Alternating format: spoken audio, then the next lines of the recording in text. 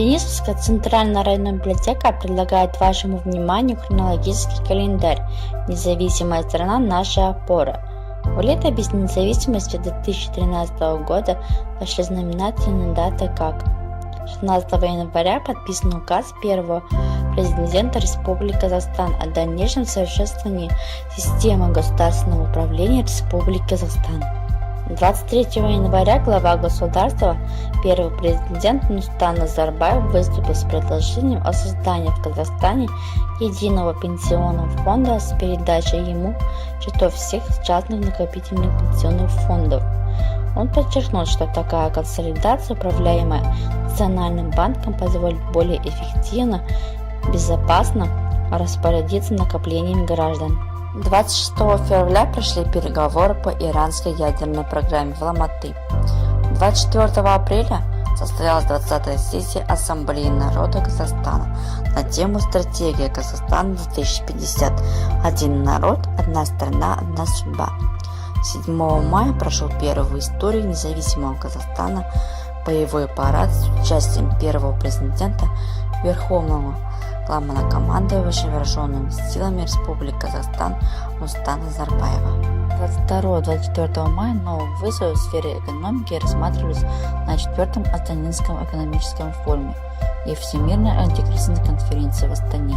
29 мая состоялось заседание Высшего Евразийского экономического совета с участием президентов Казахстана и Белоруссии.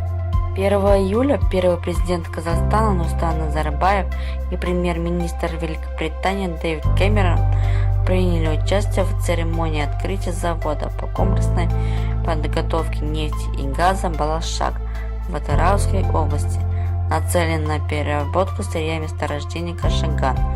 18 октября прошел внеочередной 15-й съезд партии Нур-Отан, на котором принята новая политическая доктрина партии.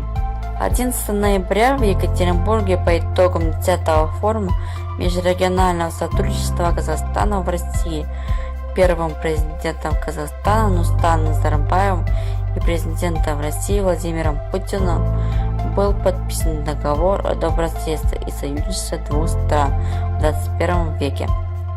29 ноября первый президент принял участие в форуме стипендиатов и выпускников международной стипендии «Балашак», посвященной 20-летию ее основания. 2013 год вошел в летопись нашей страны как первый год реализации стратегии Казахстана 2050, целью которой является обеспечение вхождения Казахстана в число 30 наиболее развитых стран мира.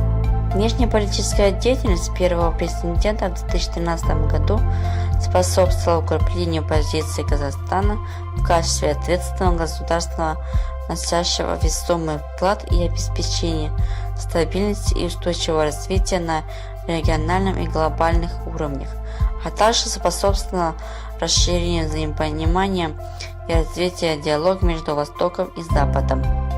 Все эти конкретные шаги в целом способствовали дальнейшему социально-экономическому росту нашей страны, обеспечению внутриполитической стабильности, устойчивого развития межэтнических и межконфессиональных отношений, укреплению национальной безопасности и укреплению позиций Казахстана на международной арене.